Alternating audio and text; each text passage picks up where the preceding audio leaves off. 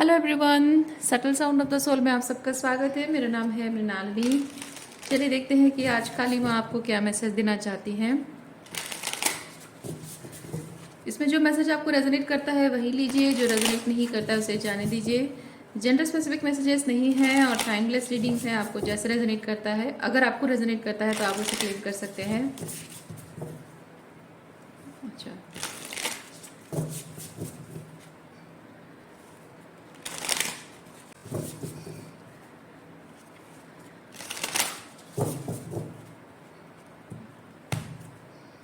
जमा कर ले।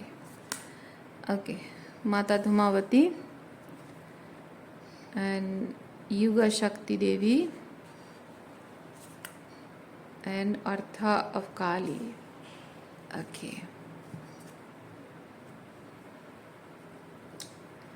बॉटम ऑफ डेक में है विश्व माता। अच्छा, विश्व माता देवी आपको आपकी क्रिएटिविटी से जोड़ना चाह रही हैं। आपकी जो क्रिएटिव एंडेवर्स हैं वो सिर्फ आपको फाइनेंशियल अबंडेंस नहीं बल्कि कलेक्टिव में बहुत सारे ऐसे पॉजिटिव ऊर्जा स्प्रेड करेंगी जो कि ह्यूमैनिटी के वेलफेयर के लिए ज़रूरी है। और आपके अंदर वो जो पॉजिटिव, वो जो एनर्जी आपके अंदर जो उजागर हो रही है, जागृत हो रही है, वो अपने आप में ही वो वाइब्रेशन राइज कर रही है। और जब आप उसको अपने थ्रोट चक्र से बाहर निकालते हो या अपनी क्रिएटिविटी के थ्रू उसे बाहर निकालते हो तो वो चीज़ और ज़्यादा पावरफुल हो जाती है। इस वक्त हो सकता है कि आप कुछ ऐसे कार्मिक सिचुएशन से फाइट कर रहे हैं, जिस सिचुएशन से फाइट करने की वजह से आपके अंदर की जो उग्रता है वो बाहर निकल आई है। आपकी जो बहुत ही एग्रेसिव एनर्जी जो है वो बाहर निकल आई है। और वो एग्रेसिव एनर्जी आपके अंदर की शैडो साइड को जो है वो आपको दिखा रही है। तो आपकी जो शैडो साइड है वो आपकी कमजोरी नहीं है और उस शैडो साइड की वजह से आप बुरे इंसान नहीं हो। लेकिन हर एक इंसान में शैडो साइड होती है। लेकिन अपनी शैडो साइड को हम अगर अपनी ईगो को बूस्ट करने के लिए इस्तेमाल ना करके सही न्याय का साथ देने के लिए, सच का साथ देने के लिए अगर इस्तेमाल करते हैं, वो एक तरह की एम्पावरमेंट है। तो आपको यहाँ पे वो चीज़ माँ काली बताना चाह रही हैं। इस वक्त आपकी स्पिरिचुअल जर्नी में जो कुछ भी हो रहा है, हो सकता है आपको लग रहा हो कि कोई ऐसे टावर की एनर्जी हो रही है। ये युगा शक्ति एनर्जी जो आप देख रहे हैं बहुत ही एग्रेसिव एनर्जी है। तो टावर मोमेंट्स आ रहे होंगे आपके लाइफ में, रिलेशनशिप में, आपकी रियलिटी में, आपके करियर को लेकर बहुत सारे टावर मोमेंट्स शायद आप एक्सपीरियंस कर रहे हैं। और वो टावर मोमेंट्स आपको लग रहा होगा कि ये आपके अगेंस्ट कुछ हो रहा है। आपने कुछ गलत तो नहीं किया, फिर भी आपके अगेंस्ट सब कुछ क्यों हो रहा है?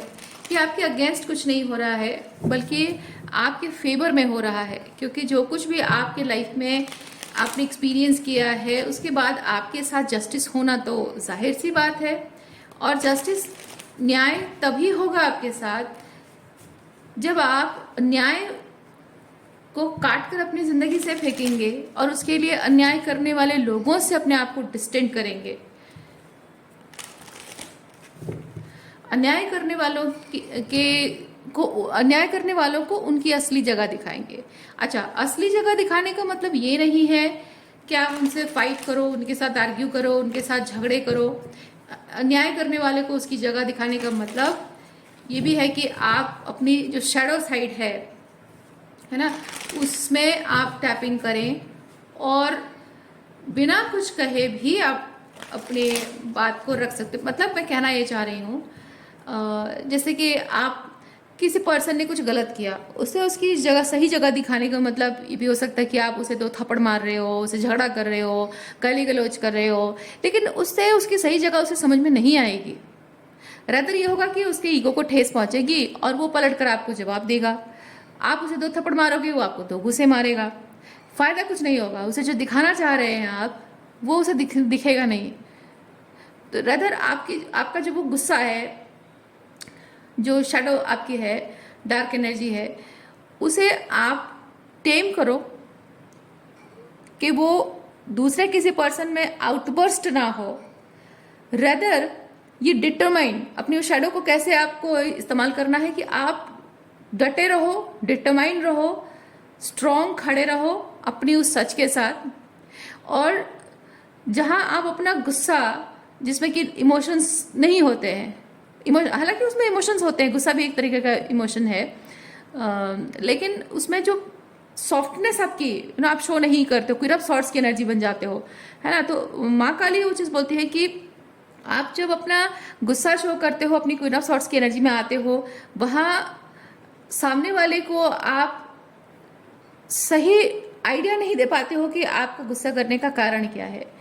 लेकिन अगर आप अपना गुस्सा वही है, गुस्सा आपको आ रहा है, ऐसा नहीं कि वो गुस्सा खत्म करना है, नहीं, बल्कि आपको वो जो गुस्से में आकर आप जो रिएक्शन देते हो, गाली गलौज करना, झगड़े करना, आर्ग्यूमेंट होना, वो ना करके रदर देन डूइंग दैट, आप अपने उस गुस्से को अपने कंट्रोल में रखकर उसे एक डिटर्मिनेशन, पावर और सेल्फ कंट्रोल, जो कि आप अपने उस सच के साथ खड़े रहने में, डटे रहने में आपको हिम्मत दे।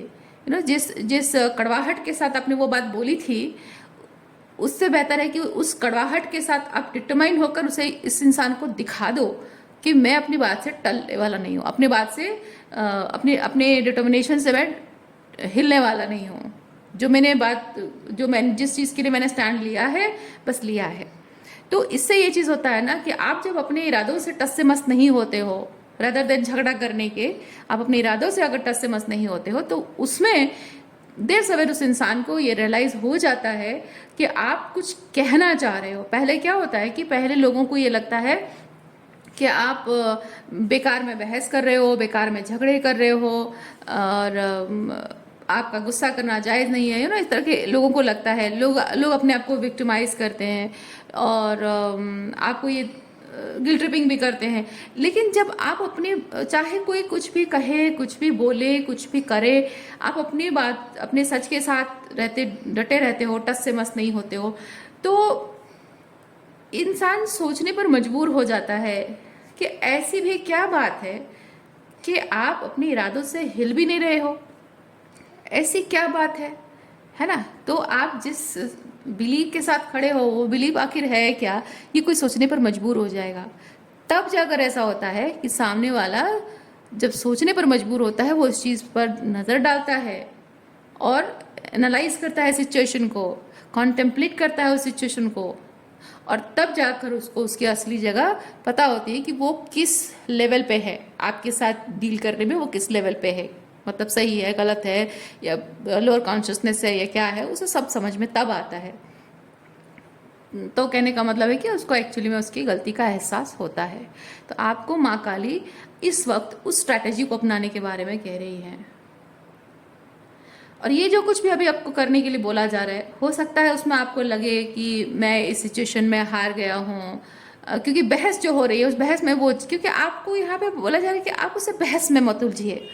जब आप बहस में उलझ नहीं रहे हैं, यानी कि जो सामने वाला जो टॉक्सिक इंसान होता है, उसको ये चीज़ लगता है कि वो जीत गया है, और तब आप वो जीता हुआ एहसास, वो जो सर ऊंचा करके सीना चौड़ा करके चलता है, या फिर सही साबित हो जाता है, तो आपको अपने आप में ही लगता है, या फिर वो खुद ही आपको एहसास दिलाता है कि आप गलत हो और आपने गलत किया है, आप हार गए हो। लेकिन आपको माँ काली यहाँ पे ये बताना चाह रही हैं कि गेम अभी तक ख़त्म नहीं हुआ है, आप हारे नहीं हो, सिर्फ आपने बहस करना छोड़ा है। क्योंकि जब कुत्ता काटने को दौड़ता है ना, तो आप पलट कर कुत्ते को काटने नहीं जाते हो, है ना। ये वैसा ही है, जो बहुत ही लोअर कॉन्शियसनेस और लो वाइब्रेशन इंसान होते हैं, वो अपनी बातों से, अपने बिहेवियर से जब आपको काटने को दौड़ते हैं, आप पलट कर उन्हें काटने को दौड़ते हैं, ये शोभा नहीं देता। क्योंकि आप एक बहुत ही हाई वाइब्रेशनल इंसान है, स्पिरिचुअल पर्सन है, एम्पाथ है ना, लाइट बीइंग है, माँ के बच्चे हैं, तो आपको ये शोभा नहीं देता है। शोभा नहीं देता है मतलब ये नहीं कि हाँ वो गलत करे तो हम क्यों चुप रहें, बात वो नहीं है। बात ये है कि आप हायर लेवल ऑफ बीइंग है, और हायर लेवल ऑफ लोगों को lower level, lower consciousness level के लोगों के मुंह लगने से क्या होता है, खुद की ही बेइज्जती होती है। जैसे कि कहते हैं ना, कीचड़ में खेलने वाला जो सुअर होता है, उसके मुंह लगो तो बस वो भी आपको कीचड़ कीचड़ कर देगा, अपनी ही इज्जत खराब हो जाएगी। वैसी ही चीज़ है। तो माँ यहाँ पे आपके कर्म की शुद्धिकरण कर रही हैं। याद रखिए इस बात को, माँ आपके कर्म की शुद्धिकरण कर रही हैं, ताकि जिस चीज़ के लिए आप खड़े हो, जिस सच के लिए आप खड़े हो, उसके लिए सही मायने में आप खड़े हो ये दिखना चाहिए। और जिसको जब रियलाइज होना होगा, जो गलत और सही, यहाँ गलत और सही की बात है, लेकिन कहने का तरीका जो है वो थोड़ा सा डिफरेंट होना चाहिए। तो यहाँ पे आपको अगर लग रहा है कि मैं हार गया हूँ और मैं इतनी आसानी से कैसे जाने दे सकता हूँ, नहीं, बात यहाँ हार जीत की नहीं है। इसीलिए आप इस चीज़ को हार जीत की तरह अपने ईगो पॉइंट ऑफ व्यू से मत देखिए। इस वक्त आप इस चीज़ को जाने दीजिए। आपको ज़रूरत है कि जो हर्ट आपको होता है ना, टॉक्सिक लोग आपके साथ जिस तरह से बिहेव करते हैं, उससे जो हर्ट, जो तकलीफ आपको होती है, उस तकलीफ की वजह से आपका जो एंगर आउटबर्स्ट निकलता है, वो आउटबर्स्ट आपके कंट्रोल में आए, उसके लिए एक एनर्जी शिफ्ट की ज़रूरत है। और उसके लिए ज़रूरी है कि आप जो हर्ट होते हैं, दुख होता है, तकलीफ क्यों होता है? क्योंकि आप डिसअपॉइंटेड होते हैं लोगों से बहुत एक्सपेक्टेशंस रखते हैं, इसीलिए आप डिसअपॉइंटेड होते हैं। और माँ कह रही है कि आपको इस वक्त उस चीज़ पर काम करने की ज़रूरत है कि आप किसी से कोई एक्सपेक्टेशन ना रखें। Let go of everybody. ठीक है, जो शैलो फाउंडेशन पे रिश्ते हैं उन्हें जाने दीजिए, लेट गो करिए। और आप कि जो डिसअपॉइंटमेंट्स हैं उस पर काम करिए कि आप दूसरों से डिसअपॉइंटेड हो रहे हैं, तो अब ज़रूरत है कि खुद को डिसअपॉइंट नहीं करना है, ये झूठी उम्मीद दिलाकर कि मैं उससे एक्सपेक्टेशन रख सकता हूँ, मैं उससे उम्मीद रख सकती हूँ कि एक दिन वो बदल जाएगा, एक दिन वो वापस आएगा, एक दिन उसके और मेरे रिश्ते सही होंगे, एक दिन उसे अपनी गलती का एहसास होगा। ये उम्मीद रखना, ये झूठी उम्मीद रखना, अपने आप को ये झूठी उम्मीद दिलाना, या आप अपने आप के साथ गलत कर रहे हो, अपने आप को धोखा दे रहे हो और अपने आप को खुद ही आप डिसअपॉइंट कर रहे हो। ये आपको लेट गो करनी है। इससे ये चीज़ होगा कि आपके मन में जो हर चीज़ को लेकर, हर पर्सन के साथ जुड़ी हुई हर एक बात को लेकर जो आप पर्सनली लेते हो, उससे आपकी एनर्जी शिफ्ट होगी। आपके अपने आप के साथ रिलेशनशिप जब स्ट्रांग होंगे, तब आप जान पाएंगे कि आपको अपनी ज़िंदगी को जीने का एक नया तरीका आपको सीखने को मिलेगा। ओके, ये ज़रूरी है। किन के साथ आपके रिलेशनशिप वर्कआउट होंगे नहीं होंगे, आपको बहुत क्लियरली पता चलेगा। अभी क्या है ना कि आप एक्सपेक्टेशन बहुत रखते हैं, और जिनसे आप प्यार करते हैं उनसे एक्सपेक्टेशन बहुत रखते हैं, पर आप ये अभी तक समझ नहीं पाए हैं कि जिनसे हम प्यार करते हैं ज़रूरी नहीं है कि वो भी हमसे प्यार करें। इस बात को सुनने में, समझने में और एक्सेप्ट कर पाने में बहुत फ़र्क होता है माय डियर। मैं ये बात कह रही हूँ, आप सुन रहे हो, समझ भी रहे हो, आप कह रहे हो कि हाँ मुझे पता है ये चीज़, हाँ मुझे भी पता है कि आपको पता है, लेकिन ये चीज़ दिल से एक्सेप्ट कर पाना, दिमाग में इस चीज़ को बिठा लेना, ये आसान काम नहीं होता है, राइट? हाँ, तो हर बार क्या होता है, आप भले ही जानते हो, लेकिन हर बार वो टॉक्सिक बिहेव करते हैं, फिर कुछ दिनों बाद, कुछ महीनों बाद आप फिर से उम्मीद करने लग जाते हो कि ये बदल गए, सुधर जाएंगे और आपसे अच्छे से बिहेव करने लगेंगे। क्यों? क्योंकि आपने उसे एक्सेप्ट नहीं किया है। भले ही जानते हो वो सच, लेकिन दिल से, दिमाग से उसे एक्सेप्ट नहीं किया है आपने।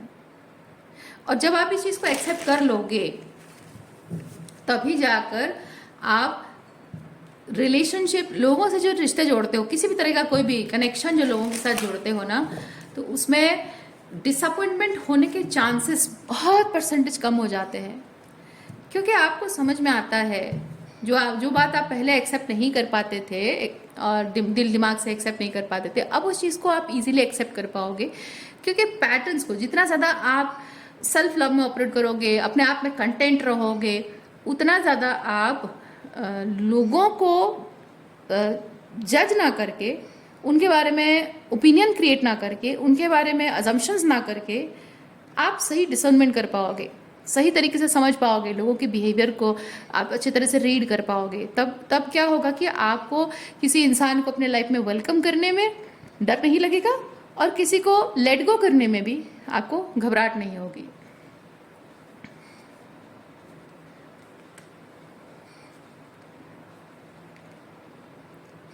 कोई पर्सन आपकी ज़िंदगी में है जो आपको बहुत गैसलाइट करता है, और ये पर्सन सीक्रेटिवली आपके जो कंटेंट एनर्जी, जो मैंने कहा, जो जिस चीज़ पर आपको काम करने के लिए कहा, ये 9 ऑफ पेंटिकल है, उस 9 ऑफ पेंटिकल की एनर्जी में आने से कोई आपको रोकना चाह रहा है, क्योंकि वो इंसान आप पर बहुत डिपेंडेंट है, एनर्जेटिकली बहुत ज़्यादा डिपेंडेंट है, और वो इंसान नहीं चाहता है कि आप उसे छोड़कर आगे बढ़ो, उसके साथ रिलेशनशिप को एंड करके आप आगे बढ़ो, क्योंकि उसे पता है कि वो जो भी कर रहा है आपकी लाइफ में chaos एंड कॉन्फ्लिक्ट फैलाने के अलावा और आपको धोखा देने के अलावा, आपके पीठ पीछे आपकी बुराई करने के अलावा और कुछ अच्छा नहीं कर रहा है वो आपके साथ, है ना।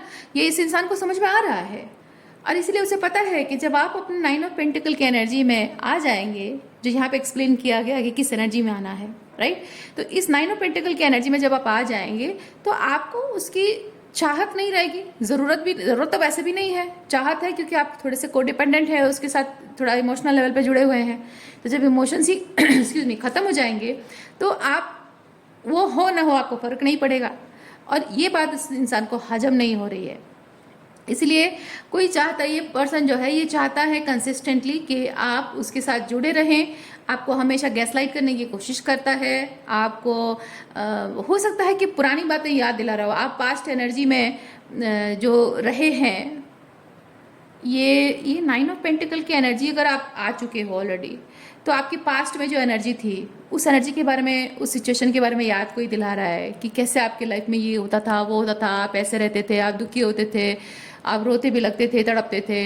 या फिर अगर नहीं आए हो इस 9 ऑफ पेंटिकल की एनर्जी में, तो इस एनर्जी में आने से रोकने के लिए अभी आप जिस इमोशनल हीलिंग के प्रोसेस से गुजर रहे हैं, जो डिसअपॉइंटमेंट्स आपके हैं, वो एनर्जी शिफ्ट होने से ये पर्सन रोक रहा है। आप इस वक्त प्रोसेस में हो सकते हैं कि ये डिसअपॉइंटमेंट को रिलीज कर रहे हैं, आप लेट गो कर रहे हैं, एक्सपेक्टेशंस लेट गो कर रहे हैं, तो ये प्रोसेस होने से कोई रोकने की कोशिश कर रहा है, पुरानी बातें याद दिला दिलाकर आपके सबकॉन्शियस से चीज़ें कुरेद कुरेद कर बाहर निकालने की कोशिश कर रहा है। अगर इस एनर्जी में आ गए हो तो पुरानी एनर्जी है, अगर प्रेजेंट एनर्जी है तो उसी चीज़ पर बातें हो रही हैं, वो जानबूझकर ऐसे याद दिलाता रहता है कि ऐसा है वैसा है। ओके, तो इस इंसान से आपको माँ काली बचने के लिए कह रही हैं। अच्छा, वी हैव 10 ऑफ पेंटिकल। अच्छा, इस थोड़ा सा शफल करते हैं।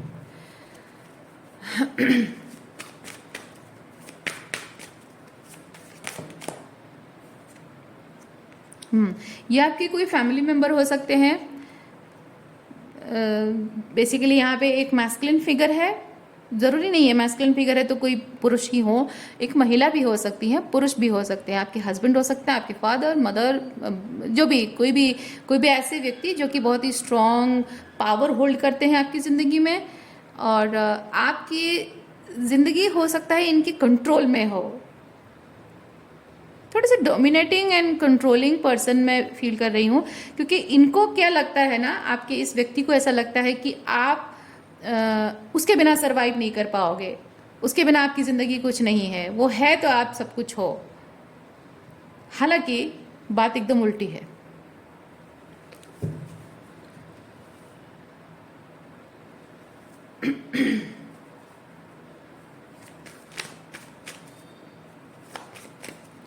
और हो सकता है कि वो आपको ऐसा जताने की कोशिश कर रहे हो कि मेरे बिना तुम्हारा कुछ नहीं हो सकता, मेरे बिना तुम जी नहीं सकती हो, या फिर मैं फाइनेंशियल सपोर्ट नहीं करूँगा तो तुम्हारा क्या होगा,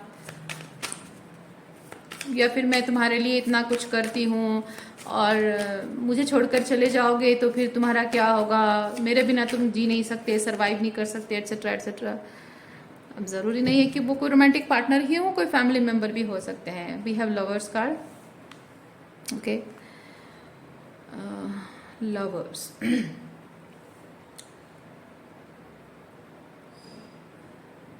जैसे मैंने आपको कहा कि ये पर्सन आपको ऐसा जरूर जता रहे हो कि आप उनके बिना कुछ नहीं हो, लेकिन एक्चुअली में उल्टा चीज, जैसे मैंने कहा, क्योंकि वो आपके बिना कुछ नहीं है ऐसा महसूस करते हैं, और वो डरते हैं कि आप उन्हें छोड़कर चले जाओगे तो उनके पूरा अस्तित्व ही क्या बोलते हैं, छिन्न भिन्न हो जाएगा, या फिर कहें कि उनका पूरा अस्तित्व पर सवाल उठ जाएगा। वो अपने आप को कुछ नहीं महसूस, कुछ फील नहीं करते, अपने आप को लेकर कुछ फील नहीं करते आपके बिना, आपके एब्सेंस में वो आई एम नथिंग वाला एनर्जी उनका रहता है। और वही चीज़ उनको डर है, क्योंकि ये कंफर्मेशन के तौर पे आया है lovers with night of cups. मैं फील करती हूँ कि आपके लाइफ में ये जो आप 9 ऑफ पेंटिकल की एनर्जी में आ रहे हो, उसकी वजह से हो सकता है कि आप बहुत ज़्यादा खुश रहने लगे हो आजकल, अपनी सॉलिट्यूड में, अकेले में आप खुश रहने लगे हो, और अपने लाइफ को लेकर खुश रहते हो, ग्रैटिट्यूड की एनर्जी में रहते हो, बहुत अच्छा फील करते हो। जो भी अगर आपकी लाइफ से लोग हट रहे हैं तो भी आप कह रहे हो कि हाँ चलो अच्छा हुआ, अगर लोग टॉक्सिक बिहेव कर रहे हैं तो भी शायद आप कह रहे हो कि हाँ अच्छा हुआ, मुझे समझ में तो आ गया। अब आप अब पहले जैसा नहीं है कि लोग आपको टॉक्सिक बिहेव करते हैं तो आप रोते नहीं हो, गुस्सा नहीं करते हो, गिड़गिड़ाते नहीं हो, आप खुश होते हो कि अच्छा हुआ, चलो अच्छा हुआ, टॉक्सिक बिहेव किया। अब जितनी क्लैरिटी मिले उतना ही अच्छा है। जितने टॉक्सिक बिहेव करोगे, जितने दिन तक मेरे पेशेंस की टेस्ट लोगे, उतना अच्छा है। मैं श्योर होती जाऊंगी कि मुझे तुम्हें लेट गो करना है। इस तरह की कॉन्फिडेंस, खुशी आपके अंदर, कंटेंटमेंट आपके अंदर आ रही है। और अगर ऐसी एनर्जी आ रही है तो जाहिर सी बात है कि आप अभी यहाँ पे अपने लाइफ में एक डिवाइन काउंटर पार्ट को मैनिफेस्ट कर रहे हो, अपनी ट्विन फ्लेम को या फिर सोलमेट को आप मैनिफेस्ट कर रहे हो। ट्विन फ्लेम के साथ अगर आप मिल चुके हो, अगर नहीं मिले हो तो उन्हें आप मैनिफेस्ट कर रहे हो आपके नेक्स्ट लेवल के एसेंशन के लिए। और अगर आपने ऑलरेडी उनसे मिले हैं और आप उनसे सेपरेशन में हैं तो उनके साथ रीयूनियन को मैनिफेस्ट कर रहे हो, या फिर अगर आप ट्विन फ्लेम जर्नी में नहीं भी हो तो एक सोलमेट को मैनिफेस्ट कर रहे हो, या फिर अगर रिलेशनशिप के बारे में कुछ आइडिया नहीं भी है, आप कुछ मन ही नहीं है आपका रिलेशनशिप के बारे में, कुछ सोच भी नहीं रहे हो, तो वे बेसिकली एक ऐसे लाइफ को मैनिफेस्ट कर रहे हो जहाँ ये जो एक नीड होती है ना कि कोई हो, कोई साथी हो, कोई काउंटर पार्ट हो वाली जो नीड होती है, नीड आपकी खत्म हो रही है। अपने लाइफ को अपने आप ही आप उस लव वाली एनर्जी में फील करना स्टार्ट कर रहे हो, जो ज़रूरी है आपके फिजिकल लेवल पे। आपके डिवाइन काउंटर पार्ट को मैनिफेस्ट करने के लिए इस एनर्जी में आना ज़रूरी है आपके लिए। अच्छा,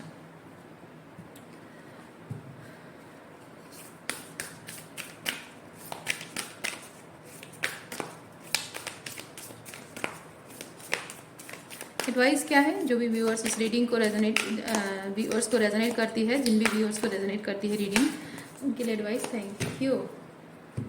ओके, माँ भुवनेश्वरी आपको ये चीज़ बताती हैं कि आप क्योंकि वो क्रिएशन की एनर्जी है, क्रिएटिविटी की एनर्जी है, तो बर्थिंग एनर्जी भी हो सकती है। तो यहाँ पे मैं फील कर रही हूँ कि आप अपने लाइफ को रीस्ट्रक्चर कर रहे हो।